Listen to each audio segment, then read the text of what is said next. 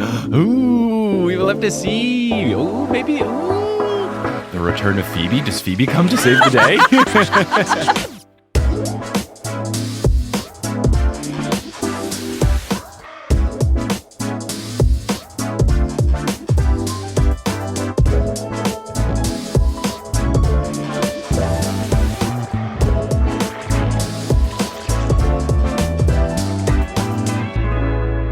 What's good? Thank you so much for tuning in to another episode of the Newest Olympian. My name is Mike Schubert. I'm the titular Newest Olympian. I'm a grown man who never read the Percy Jackson books as a kid, but I'm reading them for the first time as an adult because I'm on a quest to determine if this is a book series that we've all been sleeping on as a society, but I am not alone on this quest. I am joined in person by someone who is usually behind the scenes, but now is in front of and behind the scenes for this episode. It's our editor, Sherry Guo. Sherry, how's it going? Hi, it's going great. I've had a great summer in New York. Yes, it's been very fun to have you here helping out with a lot of different things for a lot of different podcasts. And we're recording this on August 25th, the day after the first ever TNO live show, which was very fun. If I sound a little tired, it's because I am.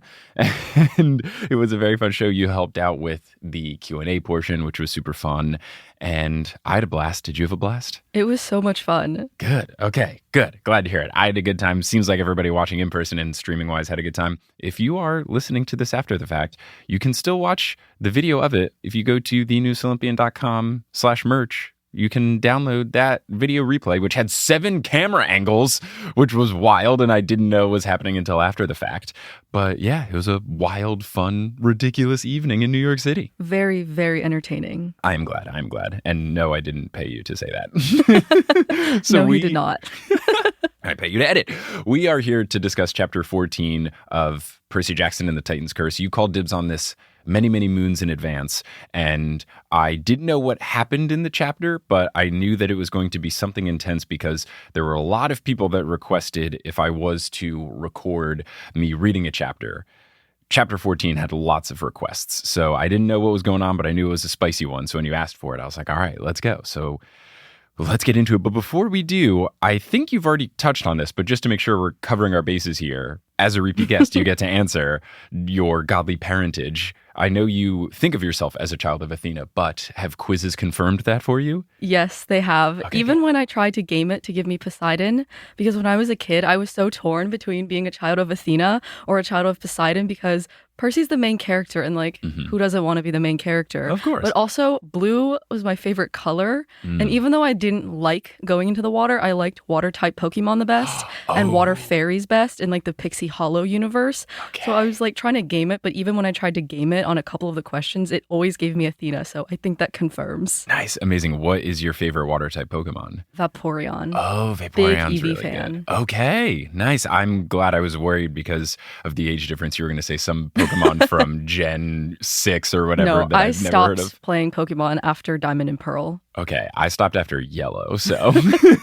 I was a 9-year-old little hipster that was like, oh, they're making new ones? Nah, I'm out. But no, Vaporeon was really good. And did you do Pokemon Go when it was going around? I did for 2 days, but then I went on a run to capture Pokemon and I tripped on the sidewalk and cracked my phone screen. So then I deleted it and stopped playing Pokemon altogether. Man. Well, in Pokemon Go, Vaporeon was very, very strong. At least when they only had the Gen 1 Pokemon. Vaporeon was one of the go-tos. Very powerful. Gosh, society. It's funny that society's only gotten worse since we stopped playing Pokemon Go. It really has. Summer 2016. It hasn't been as good since. So we're here to discuss chapter 14. I have a damn problem. And once I read the title, I said, all right, the damn thing. It's finally here.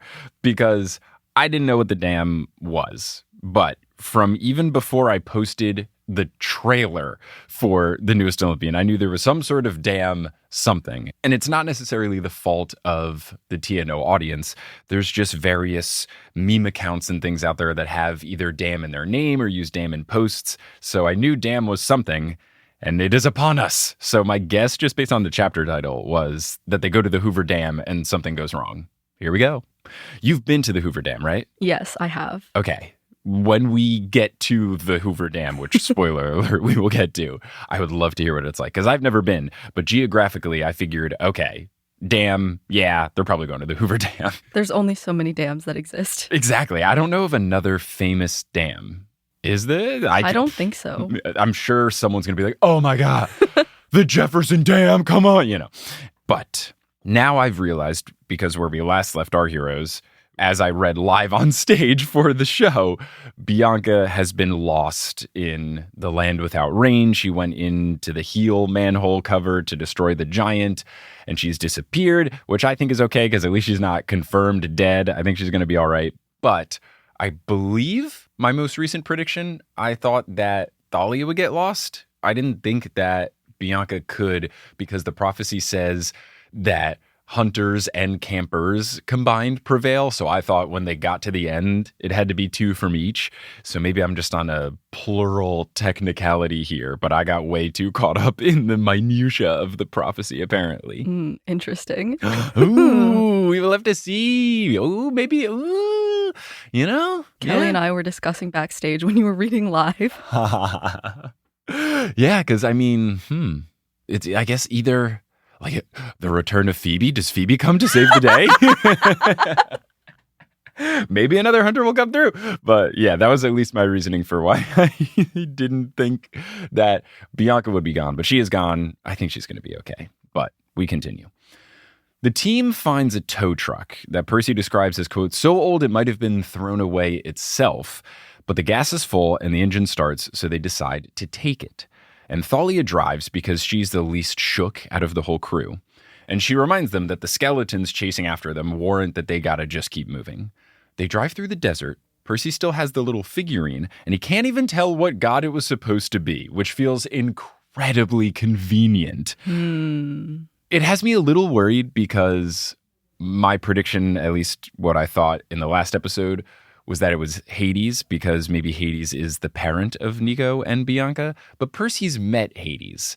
So I wonder if it could be the figurine of someone else that he hasn't met yet. He hasn't met Hephaestus yet, but I don't know. I still want to lean towards Hades, and maybe it's just like a different artistic representation of him or something, but I felt a little more unsure of it since Percy really called out not knowing who it was supposed to be, and he has met Hades before. Now, Percy thinks that Nico would know, and then he remembers, oh, God, I'm going to have to tell Nico what happened.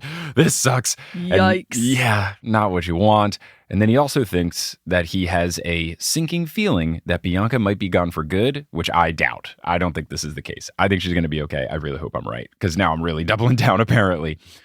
Percy says to Grover that it should have been him, and Grover tells him not to say that. And then Grover, in a very emotional moment, which I thought was surprising, says, quote, it's bad enough Annabeth is gone, and now Bianca. Do you think I could stand it if, and then he sniffles, do you think anybody else, in italics, would be my best friend?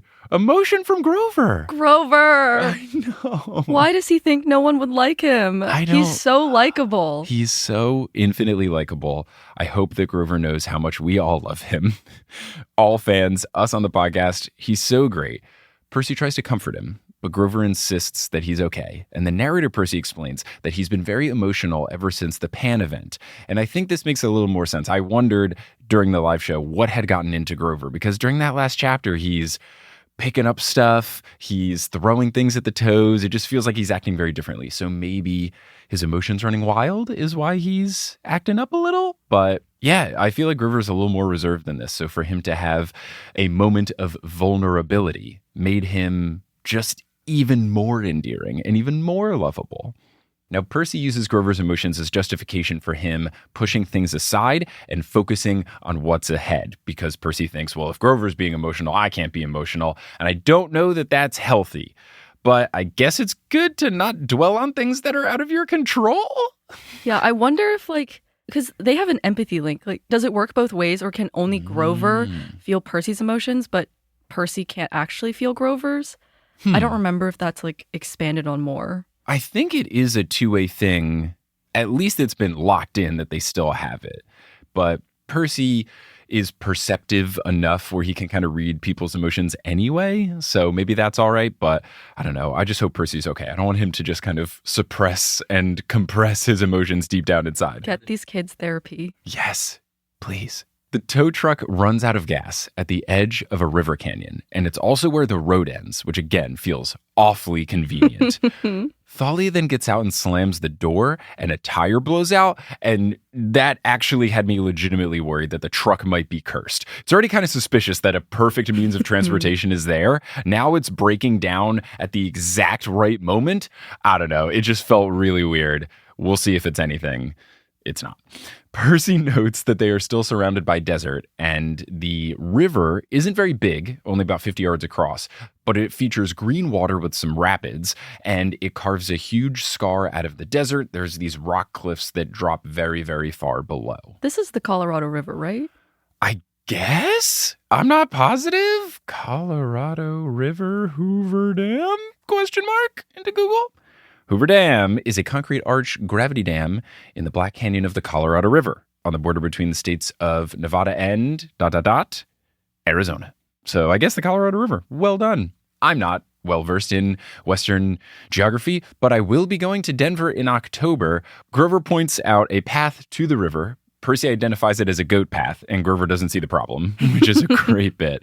Percy reminds him that the rest of them aren't goats, but Grover says he thinks that they'll be fine. Narrator Percy then says, I thought about that. I'd done cliffs before, but I didn't like them. Then I looked over at Thalia and saw how pale she'd gotten. Her problem with heights, she'd never be able to do it. And again, we have thoughtful King Percy Jackson. Mm-hmm. But also, I'm just imagining Grover carrying the entire team on his back, literally trampling down this little goat path off the side of the mountain to get to the river. He's done it figuratively. Now he could do it literally. I know it's a thing, at least in the Grand Canyon. I once was going to do a Grand Canyon hiking type trip where, I don't know if it was goats. I want to say it was donkeys maybe, but you definitely rode on an animal, either up or down one of the directions.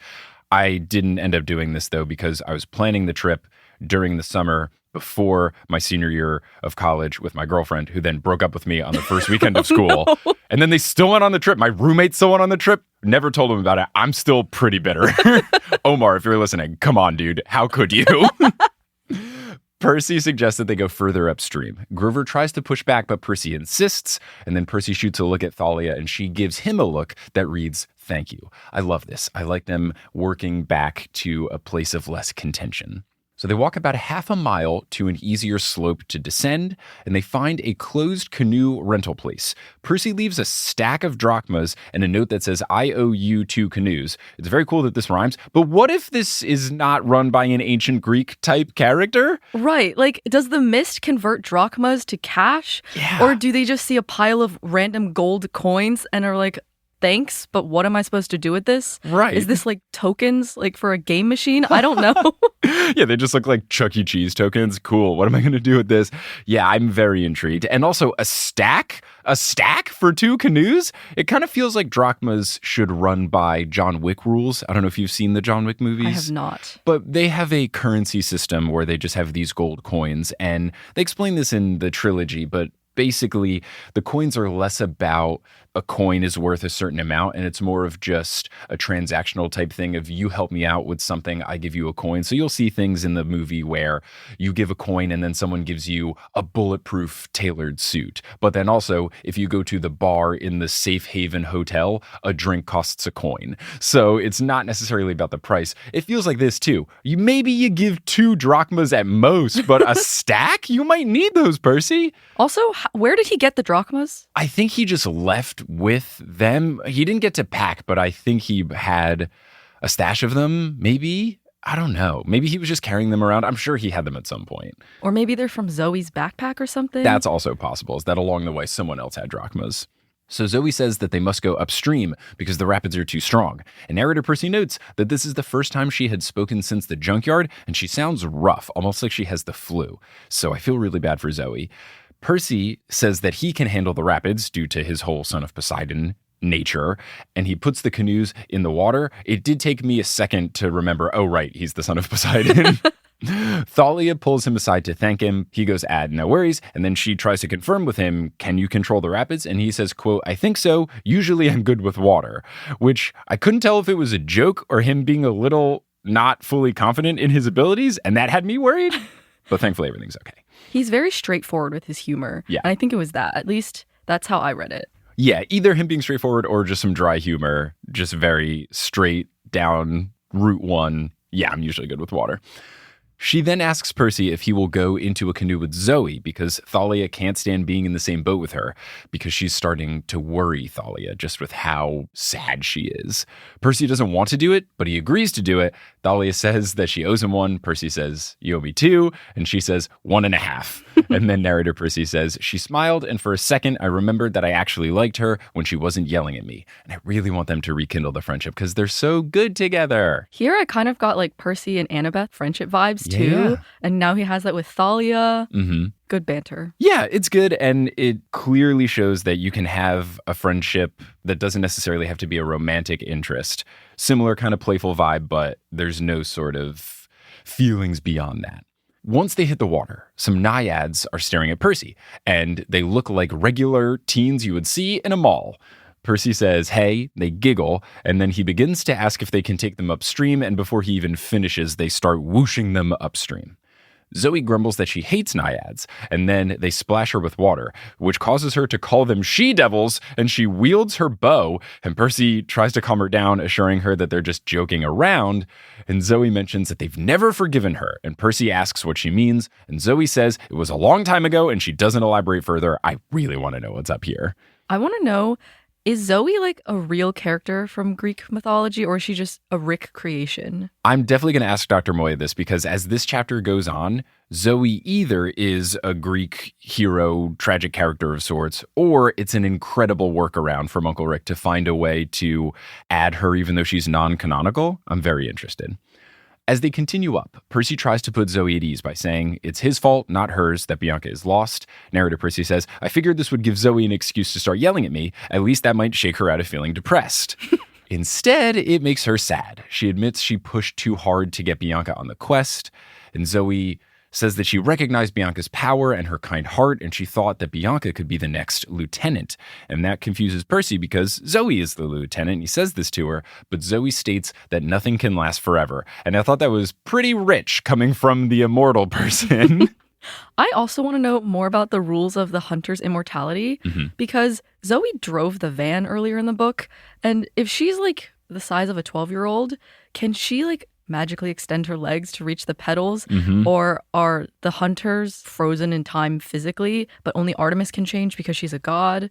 I want to know more. You know, maybe she's a tall 12-year-old. I don't know. Maybe she's lanky. They haven't really said how tall she is. But yeah, this was the same thing I believe Bobby Wagner was wondering in a previous episode. The bigger concern is, can you reach the pedals? So she elaborates that she's led the hunt for over 2,000 years, so we have a bit of context of how old she might be. And she hasn't gotten any wiser, pointing to the fact that Artemis is gone, so clearly she hasn't learned anything. But Percy tells her that she can't blame herself for that.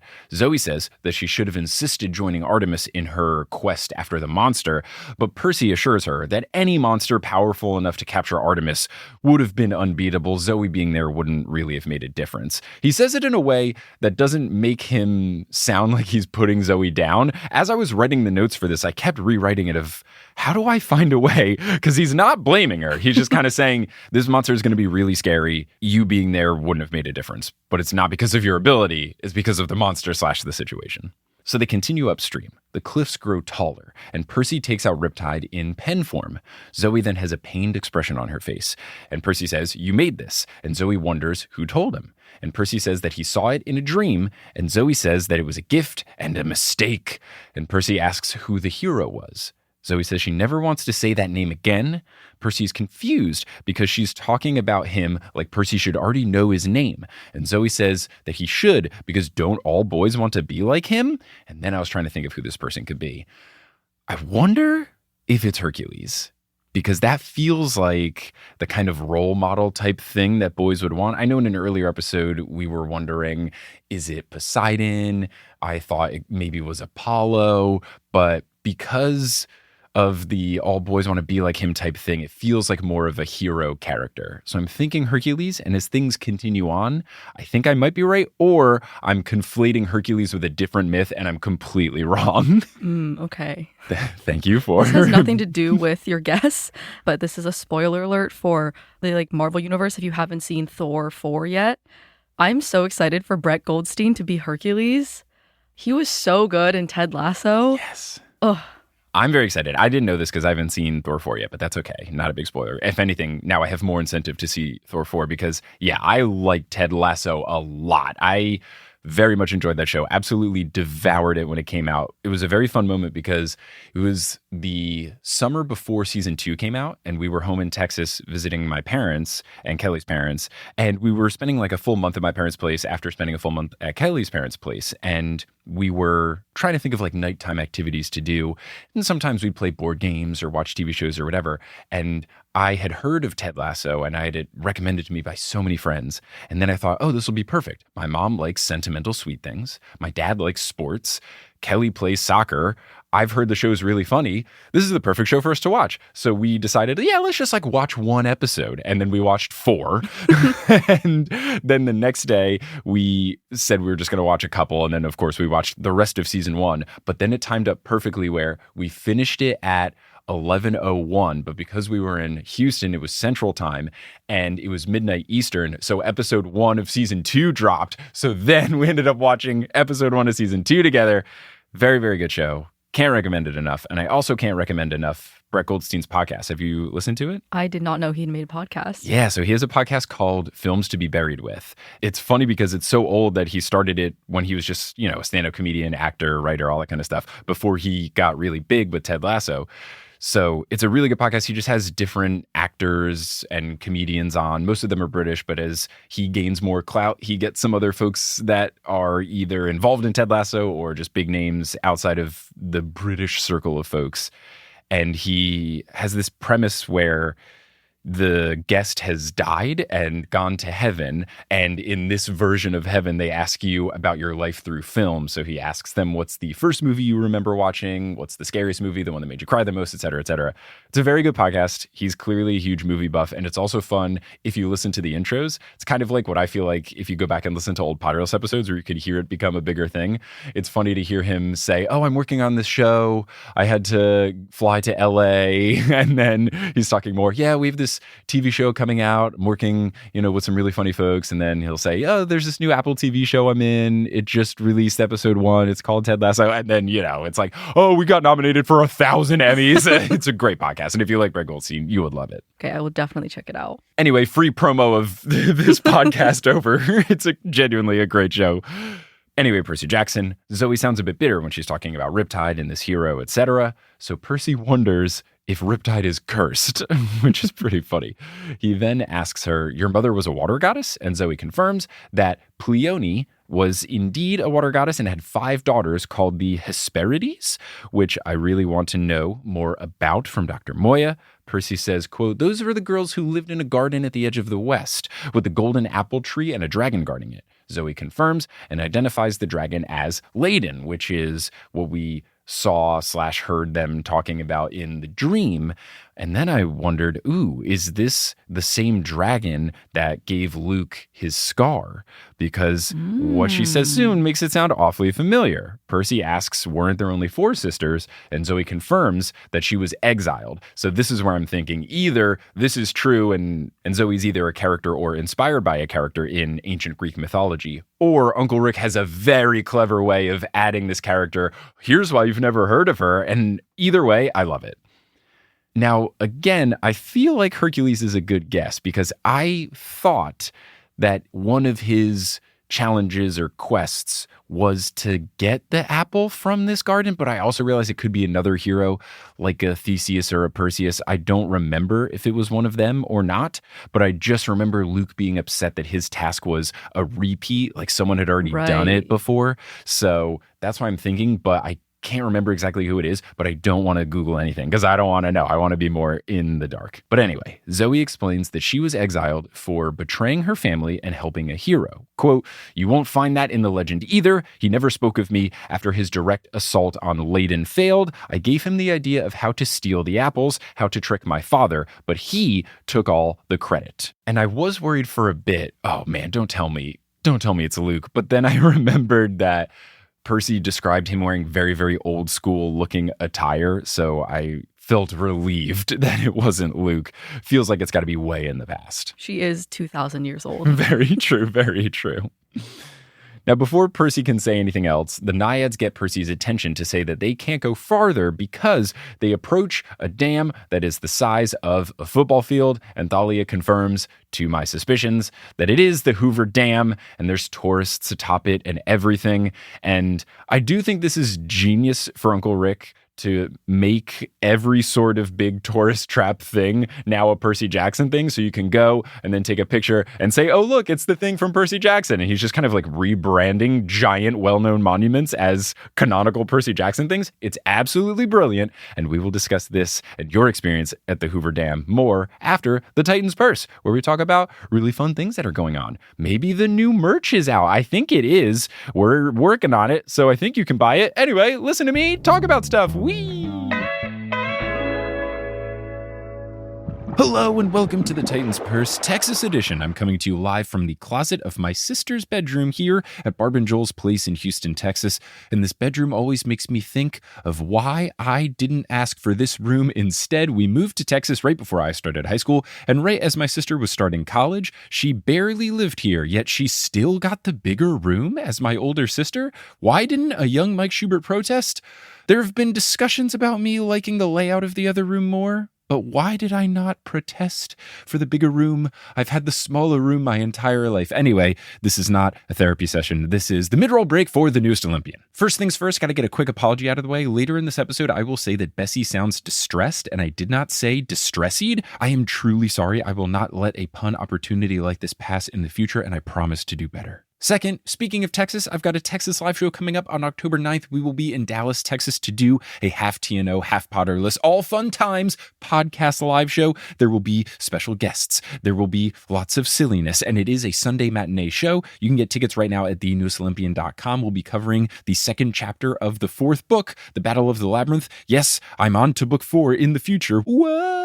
Third, if you saw the TNO scheduling announcement for October, which by the way, that's always available at thenewestlympian.com/about. You can see what's ahead for the next month if you want to know what chapters to read. I usually post them to Instagram and Twitter as well. But if you have seen that, you've seen that on October 30th, which would normally be a Monday that we're taking off because October has 5 Mondays, we're doing a bonus episode. And that bonus episode is the Stephen Parra King fundraiser event. Stephen Parra, a very nice human being that you know from this podcast, was being a very nice human being and helping Kelly and I put our stuff into storage as we travel for a bit before we return to New York City. And when he parked his car, he thought he was in a safe spot, but the sign was very confusing, and the parking app still let him pay there, but it was against the rules, and the New York Police Department booted his car and then purposefully delayed the unbooting process so that he would get towed and then impounded. It was a whole mess, and I'm still very angry about it because he was just trying to be nice. He was even going to drive us to the airport afterwards. He's a very kind human, and he didn't deserve this treatment from the NYPD. So we're doing an extra episode. We're going to take the ad money, and half of it I will donate to charity, and half of it will be going towards the Stephen Parra had to pay lots of money for trying to do a nice thing. And then it was a really stressful medical week for him where he had interviews and work and he had to take Ubers and rent a car. It was a mess. It's ridiculous. So we're going to do an extra episode. We're going to do a Q&A. So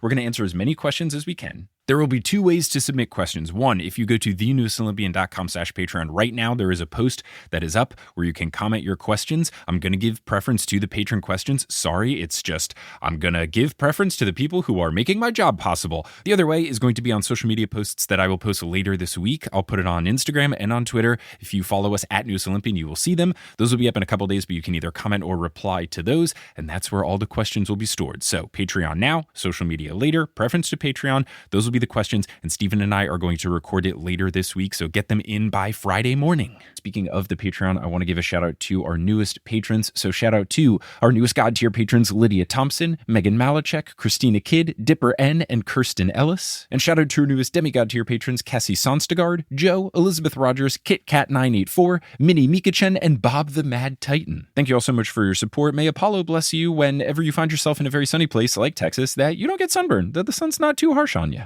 Now, let's say you're all caught up on the Newest Olympian, and let's say you're all caught up on the Newest Olympian Patreon content. You're all caught up on the other podcasts that I make, like Meddling Adults, or Potterless, or Horse, or Modern Muckraker, and you're still thinking, I need more content. I need a new podcast. Well, I've got the podcast for you, and it's called Head, Heart, Gut. Head Heart Gut is the friendly debate show where each month some multitude folks get together and decide what is the best of a set of 3 things. In the past, I've been on episodes to argue what is the best cereal. I argued for Lucky Charms. I've done what's the best state. I argued for New Jersey. If you want to see how those turned out, you can listen to the show by being a multi-crew member by going to multicrew.club. Or if you just want a sample of the show, you can search for Head Heart Gut in your podcasting app and you'll hear some sample episodes. So search for Head Heart Gut in your podcast player for a Head Heart Gut sample and see what the multi-crew has been loving for years in Head Heart Gut, the friendly debate show. And before we wrap up here, you're going to hear words from a few sponsors who make it feasible for me to be a full-time podcaster. Some of these ads will be read by me, others of them won't. The ones that are not read by me are inserted locally. So if you live in Texas, don't be surprised if you hear an ad for the Kolache Factory. And if you do, let me know, because if the Kolache Factory is indirectly sponsoring my show, I got to reach out to them immediately to get a direct sponsorship going. I need more kolaches inside of my stomach. And we're back. Hoover Dam. When'd you go? How was it? Let's hear it. I went like 2016, and we were in Vegas at the end of our spring break trip as a family, and the Hoover Dam was right there because there's nothing to do in Vegas if you don't want to gamble, and we were just trying to use up our timeshare for the year. But it's cool. It is huge. Yeah. We went down the elevators. I remember it going on for a while, and I think it's really deep underground. My ears were popping and everything. Okay. It's very cool. I would love to go. I also have no desire to do any gambling in Vegas or spend lots of money, but Grand Canyon, Hoover Dam, that sounds really fun. I do think it's funny contrasting this with the Archway, which you went to recently. How was that? That was really cool as well. The only reason I've ever wanted to visit St. Louis was to see the Arch, because ever since I read Percy Jackson, I was like, I need to see these monuments. They're cool. And I went up the Arch.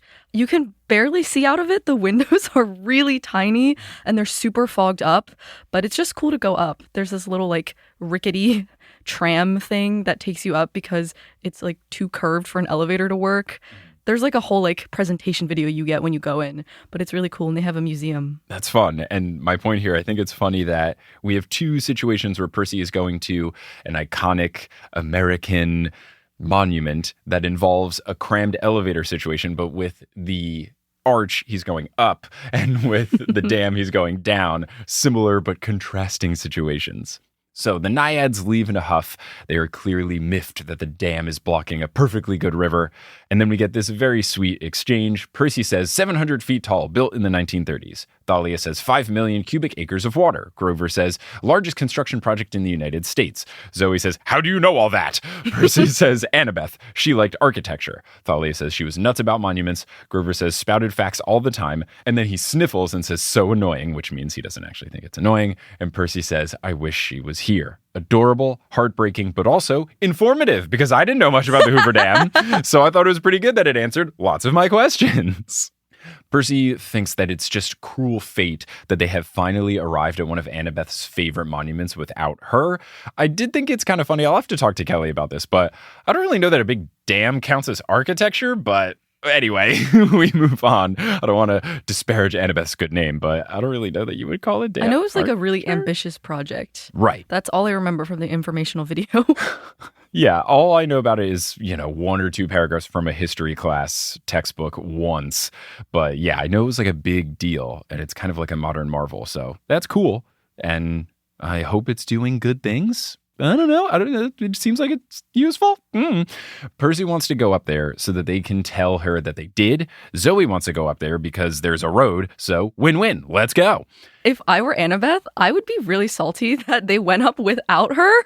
Oh, you think the reverse? Yeah, they're like, oh, we're going to tell her we saw it. But if they tell her, we went to your like favorite monument, and she's like, you went up without me instead of waiting to rescue me and then bringing me there afterwards so I could see it too. That's very funny. I didn't think of that. That's really good. Yeah, I don't know how I would feel. I don't know if there's any big thing that I've been dying to see. And if my friends went, would I be mad or not? I'd have to think, but that's a really good perspective. So after an hour or so of walking, they find a path to the road. And atop of the dam, it is cold and windy because it's just so high up. There's a big lake on one side, and then on the other side is what Percy describes as the world's most dangerous skateboard ramp. And I got to give a shout out to Skate, the video game. I believe in the first one, there is a portion where you can skate down a giant dam, and it's very, very fun. Thalia walks in the middle of the road because she is scared of being on the heights side of things. Grover sniffs the wind and looks nervous. He doesn't say anything, but Percy knows that it's him smelling monsters. And I was really upset. Grover, you gotta speak up. Come on, G-Man, let us know. But thankfully, the next sentence, Percy asks, how close are the monsters? And Grover says that they may not be close. It could just be the wind on the lake and the fact that there's desert all around them, resulting in the scent traveling for miles. But what he doesn't like is that the smell is coming from several directions. And I forgot, can Grover smell the skeletons or no? I don't know. I guess they technically are monsters. Yeah. But I don't think he's specifically smelled them yet. Right. That's what I thought too. But then I did recall the last time he was confronted by them, he was in his whole pan euphoria. But I don't remember if when they were in DC, if he smelled them or not. So I don't know if he was smelling them or something else. I was a bit curious and a little confused. But Percy agrees he doesn't like the smell coming from every direction angle of it. And Percy reminds us that it's Wednesday, it's 2 days from the solstice, they really got to get going. Thalia says that there is a snack bar in the visitor center. And then I remembered, all right, this is a thing, because I've definitely seen the damn snack bar somewhere. I was thinking this would be in Camp Half-Blood, not at the Hoover Dam, but here we are. Percy asks, you've been here before? And Thalia says yes, to see the Guardians, and points to 2 big bronze statues on a plaza carved into the side of the cliff. Were these things real, and are they there? Yes, okay. They do exist, and I have pictures. Okay, cool. We'll have to put them on the Instagram for this episode. Did you touch the toes? No, I think it's gross. Okay, I would agree. Are they brighter like they are described? Okay, very interesting. Lots of tourists. Yeah, sounds about right. Thalia says that they were dedicated to Zeus when the dam was built. They are a gift from Athena. Tourists surround them and rub their toes because they think it's good luck. Mortals don't know that they are sacred to Zeus, but they know they are special. I do want to now ask someone who is a Hoover Dam expert to know what the non-Greek explanation of the statues are. Is it just because they look cool? I don't know if you remember if there was anything. I tried looking it up, but are the Guardians at the Hoover Dam dedicated to Zeus resulted in nothing? So I want to know if this implies that whoever built the statues or like commissioned them or whatever in the Percy Jackson universe, does that imply that that person was a demigod? Ooh. Or like some Greek figure to dedicate them to Zeus? I would think so. Yeah, they said they were a gift from Athena. So did Athena just make them, or did she have a child of Athena, or did she commission someone to make them? But I know Guardians like this are a thing because they're also in Cleveland. I believe they're on a bridge in Cleveland because the Cleveland baseball team is now called the Cleveland Guardians. They used to be called the Cleveland Indians, and they rebranded. And Eric Schneider, one of my good podcast buddies, he lives in Cleveland, and he was explaining that the Guardians, as the name, is actually really cool because they're these big iconic things over a bridge in Cleveland. So it at least is a thing that people used to do when building old stuff. So maybe it was just a practice that people would do and it doesn't necessarily mean anything, but maybe I'll learn. If you know stuff about them, shoot me an email. Would love to learn about the Hoover Dam Guardians.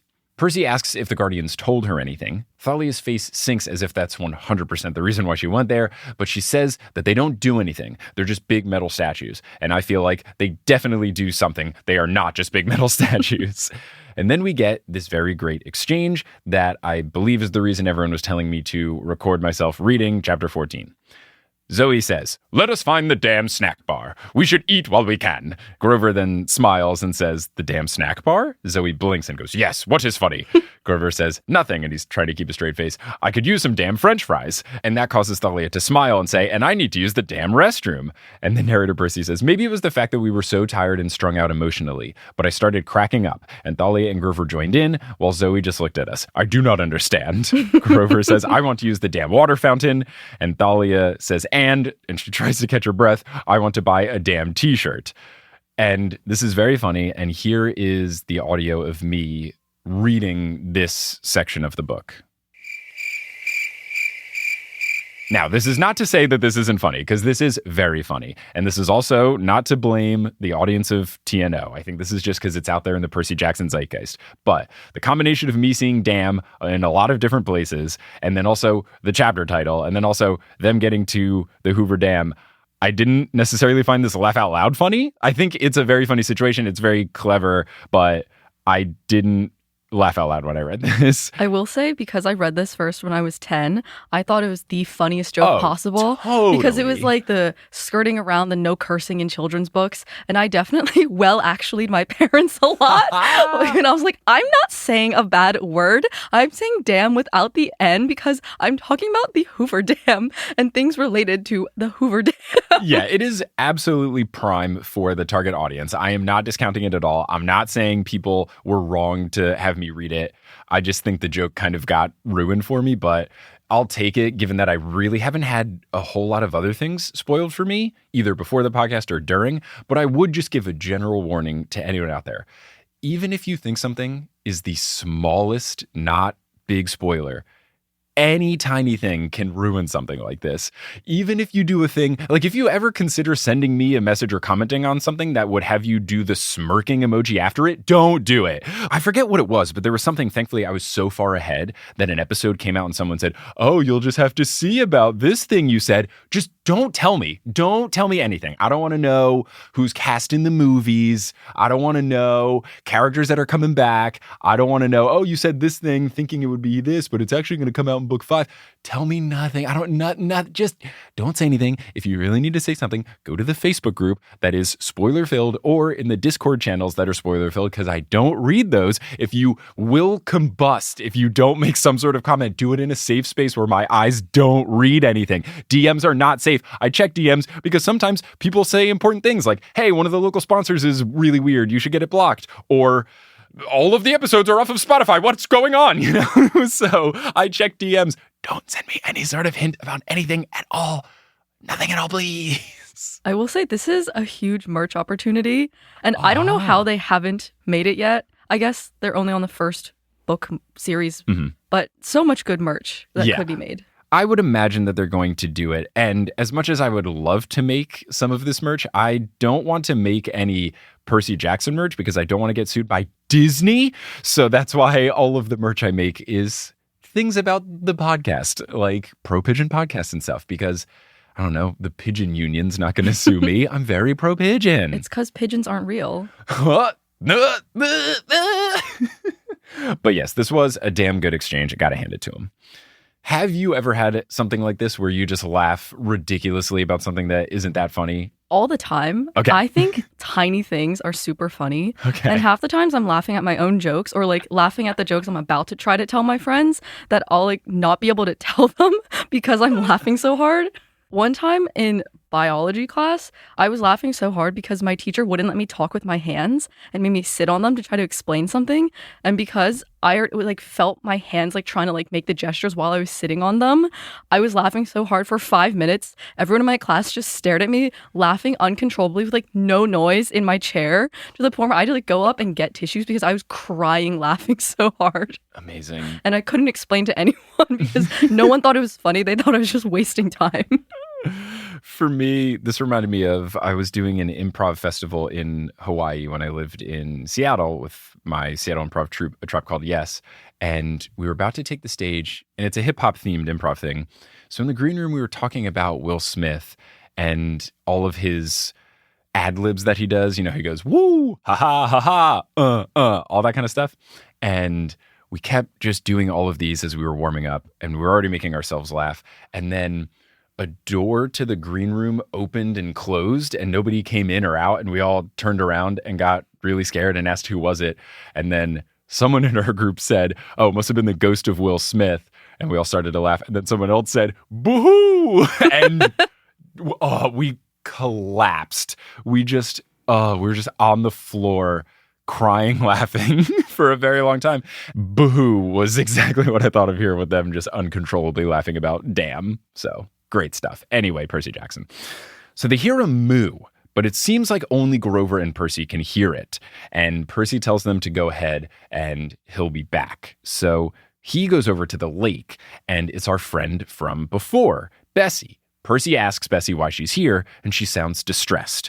Bessie wants Percy to follow her. Something is clearly wrong, and then Percy sees 2 zombies approach. Not good, not what you want to see. So he runs to the visitor center, and just before he gets there, he hears the tires of a van squeal, and even more skeletons get out. He rushes into the museum entrance. He goes past the security guard and through the exhibits. And the one that I actually did find very funny is as narrator Percy, he's trying to figure out where his friends are. And he's looking around frantically and he goes, "Where was the damn snack bar?" That one was good. I thought that was the best usage.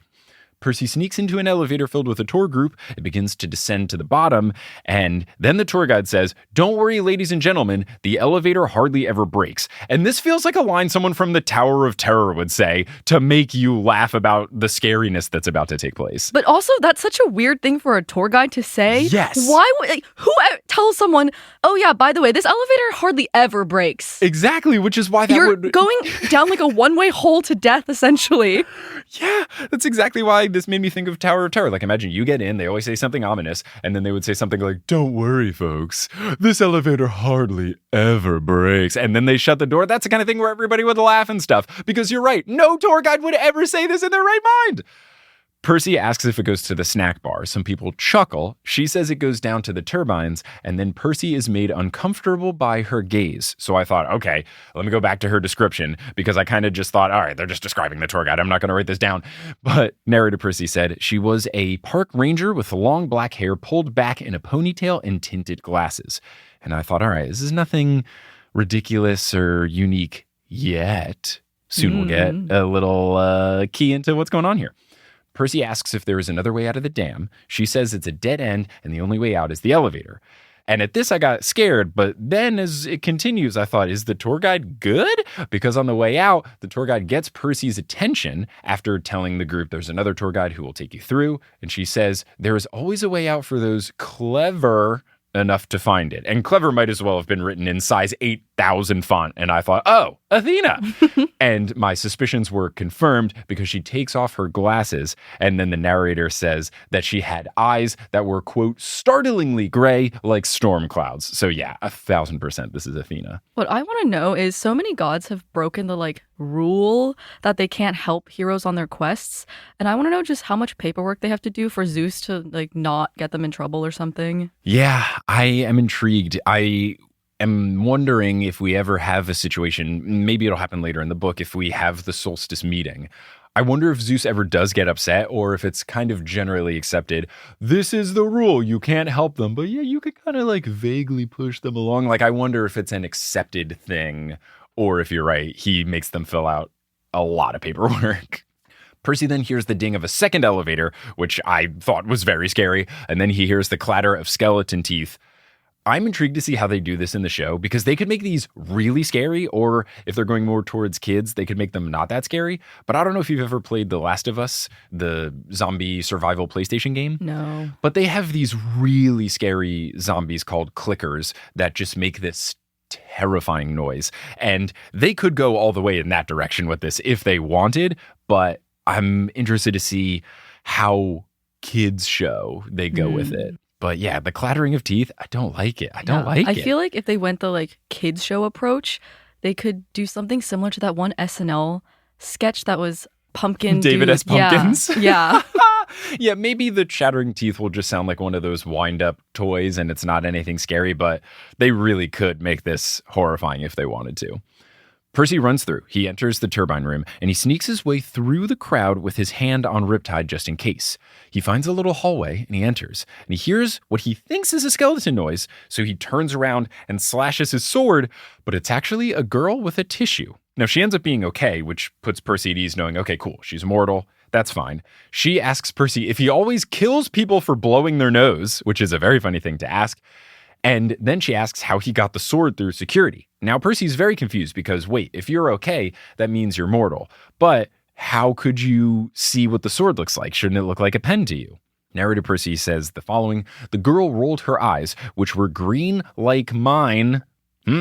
She had frizzy reddish brown hair. Her nose was also red, like she had a cold. She wore a big maroon Harvard sweatshirt and jeans that were covered with marker stains and little holes, like she spent her free time poking them with a fork. I'm very intrigued about this person. I have no idea what's going on. I have no guess. She's also shockingly chill. Yes. For someone who almost got sliced by a sword that just passed through her coincidentally. Yeah. Very strange. So she asks what the sword is and also what's up with the lion fur. And Percy is very confused. I'm very confused. I really want to know who this is. He checks his sleeves to make sure it's still a jacket, and it is.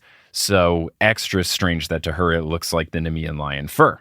Unfortunately, he doesn't really have time to worry about this because the skeletons are approaching, and he thinks back to Westover when Thalia talked about manipulating the mist. And I thought, oh, cool, maybe he's going to do it. So he concentrates. He snaps his fingers, and he says, "You don't see a sword. It's just a ballpoint pen." And she says, no, it's a sword, weirdo," which is a great response. Very, very funny moment. Did he really think that was going to work, though? I don't know, man. Like, if he did, that's a pretty bad attempt, Percy. Come on, dude.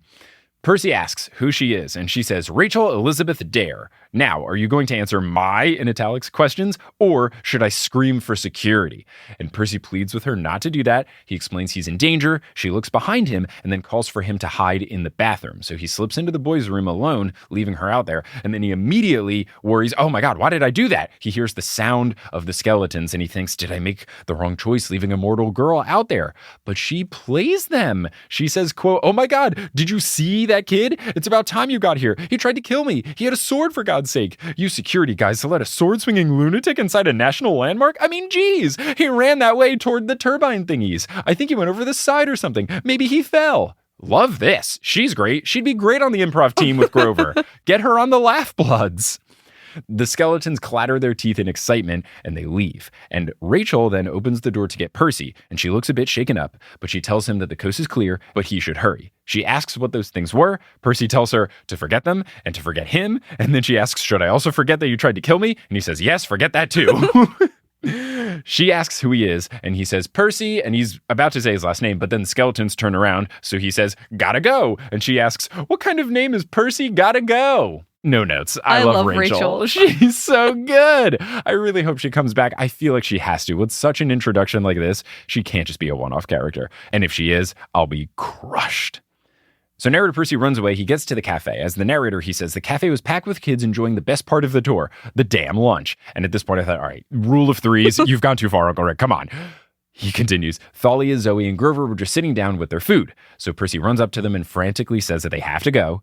Thalia goes, "Oh, but we just got our burritos." I like that they are exclusively eating Mexican/Tex-Mex cuisine, which is very on brand for Uncle Rick, a Texan himself. But yeah, we've got Grover loving enchiladas. We have them eating tacos previously. Now they're eating burritos. What's next? Quesadillas, empanadas. But also this line is so funny to me because they know the monsters are there, but they're like, "But our burritos." And you know, at least burritos, you can eat them on the go. It's not like they got a plate of food. Enchiladas, you can't really take on the go. Burrito, you can grab and go. You should be all right. Now, Zoe then mutters an ancient Greek curse and points out that the skeletons are approaching. There are 2 on the dam road blocking the way to Arizona. There are 3 on the west blocking the way to Nevada. There's 3 already inside the cafe, and then 3 more come out of the elevator that Grover had identified as their potential escape route. So now all 11 skeletons are here. Narrator Percy says, then Grover had a brilliant, totally Grover-like idea. Grover yells, "Burrito fight." I don't know why he didn't just yell food fight, unless this place only sells burritos, but okay. And he flings his guacamole grande at a skeleton. Narrator Percy then says something that I think is the wildest thing he's ever said as the narrator. Quote, "Now, if you have never been hit by a flying burrito, count yourself lucky. In terms of deadly projectiles, it's right up there with grenades and cannonballs. Grover's lunch hit the skeleton and knocked his skull clean off his shoulders. I'm not sure what the other kids in the cafe saw, but they went crazy and started throwing their burritos and baskets of chips and sodas at each other, shrieking and screaming. What is in this burrito?" I know this is just supposed to be fun, and I'm not trying to suck all of the fun out of this. I've never been hit in the face with a burrito, but why is he acting like it's a cinder block? I'm so confused by this. But also, if the burrito isn't wrapped, if they're just like not open burritos, but if they're burritos without like foil on them, they would just explode open in the air, right? Yeah, I know that there is a practice that some people do where you will drop a burrito onto a plate and then one of the 2 sides will kind of come more open, and that is supposed to inform you on which end to eat the burrito from. So I know that's kind of a thing, but yeah, I would imagine if you chuck a burrito, it would mostly come apart. But even if you get hit with a wrapped burrito, like, yeah, it's going to hurt. Not a cannonball or a grenade, but also Grover specifically threw a guacamole one. I feel like meat is heavier than avocados. Yeah. So I just found this strange. I know it's just supposed to be funny, but it was too much where I was just taking myself out of the fun of it to go, what? The skeletons try to aim their guns, but it's just absolute madness in the cafe. The crew escapes the cafe and runs to the plaza with the Guardians. Skeletons approach and form a crescent shape around them, and eventually all 11 arrive. Some of them do have food and bits sticking out of their bones, which I think is very funny. And in this moment, I thought, wow, having Bianca would be very convenient right now since she's the only person who can make these disappear. Percy catches the glint of the Guardian toe and comments on how bright it is. And Thalia basically says, now's not the time, Percy, come on. And I wrote in my notes, or is it? Percy thinks to what the tour guide said and tells Thalia to pray to Zeus.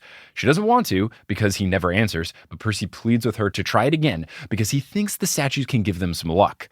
She doesn't want to, and he yells at her to do it, and that it'll be different this time, and she asks, who says? And he replies, Athena, I think, which is great, and I felt very good because the very easy guess I made, it might be correct.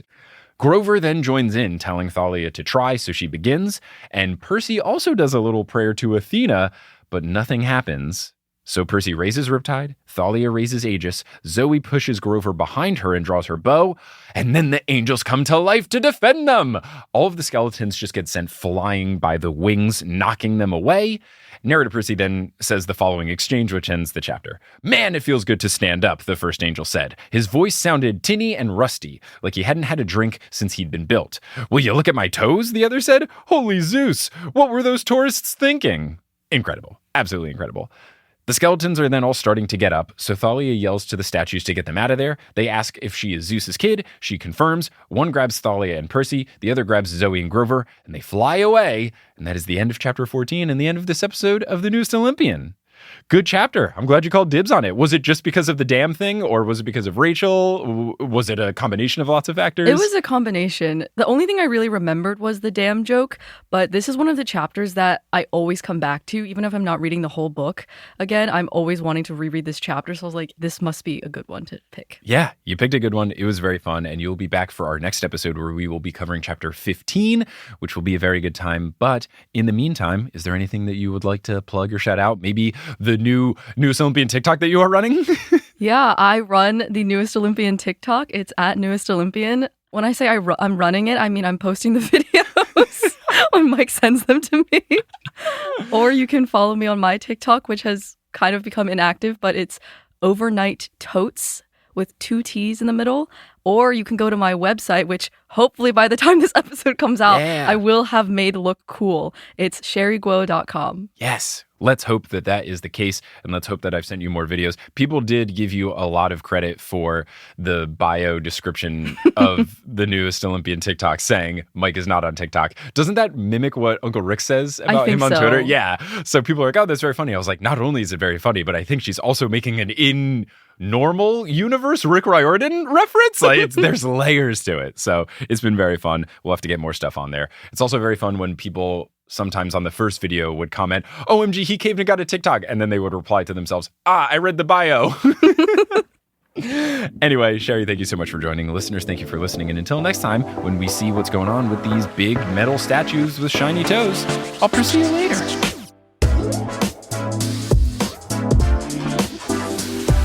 Hey, thanks so much for listening to this episode of The Newest Olympian. This podcast is created, hosted, and produced by me, Mike Schubert. I also run the social media and the website. Our editor is Sherry Guo. The music is by Bettina Campamanes and Brandon Grugel, and the art is by Jessica E. Boyd. In case you haven't heard, we have lots of TNO live shows coming up. You can get tickets to all of those upcoming shows at thenewestolympian.com/live. If you're all caught up in the show and you just can't get enough, I'd recommend checking out our Patreon. At thenewestolympian.com/Patreon, you can get access to a bunch of bonus content. You'll also be able to watch that Hades the video game stream that Stephen Parra and I are doing/have done, depending on when you're listening to this. And you'll also get access to our Discord community, which is a lot of fun. If you're looking to find other communities that aren't linked to the Patreon, you can find us on social media. We're at Newest Olympian on Twitter, Instagram, and Facebook. And we also have a subreddit, reddit.com/r/thenewestolympian. And I also just launched a TikTok that is being run by Sherry. It's at Newest Olympian as well. I'd also love to give a big shout out to our producer level patrons, Lotta Bartova, Kelsey Gillespie, The Damn Steam Nuggets, Emma Cooey, Vicky Garcia, Ellie Hoskovchova, Veronica Bartova, Haley Hastings, Robin Garcia, Frida Vikstrom, Megan Moon, Tough Beifong, Mumu Productions, Olivia Olivia Y, Craig McRoberts, Taylor Payne, Giselle Salvador, Can't I See Weed Brain, Peter Johnson the Twin, Sabrina Balsiger, Boney Pony, Heather McMillan, Casey Williams, Polly Burge, Nikki Harris, Tatiana Schmidt, Sandra Rose, Bridget Lowry, Josh Sayer, Josh Wilkie, Abby Ryan, Wise Girl, Ashton Gabrielson, Colby, Marco Redhouse, Falcon Joey, James Christopher William Boucher, Lux, Caden Max, Sam Reeby, Carly Allen, Riley Kitas, Mary Kelly, Audra McKenzie, Mrs. O'Leary, Aaron Wood, Tyler Hendricks, Molly Snyder, Rodith Kalna, Milo Kim, Fred Cabras, Harlan Christ, CC Reads 23, Sandkopf, Julia Kendall, Emil Oscar Thomason, Noah Bundgaard, Liz Cardigan, Shatsabobs, Miss Zeus's Kid, Michelle Spurgeon, and Zachary Hamilton. If you want to help out the show non-monetarily, the best way to do so is via word of mouth. Whether you tell someone about the show who you think would like the show, someone who loves Percy Jackson, or someone who's been looking for an excuse to read Percy Jackson, or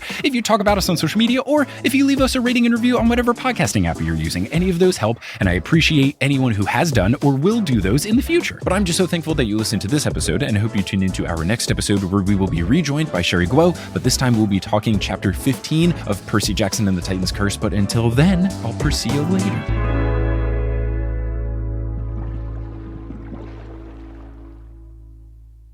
Hey everyone, how's it going? It's me, ASMR Mike. So as mentioned in the mid-roll section of this episode, I am inside of the bedroom of my sister here at Barbara and Joel's place. I'm just going to do some ASMR of the things that are around me. So here's me tapping on some shoeboxes. Here's me rustling a scarf. Here is me rubbing the top of what appears to be like furniture for dolls and stuff, but like nice furniture. And here is me running my fingers up and down the door to the aforementioned closet. I hope you've enjoyed, and thank you for listening.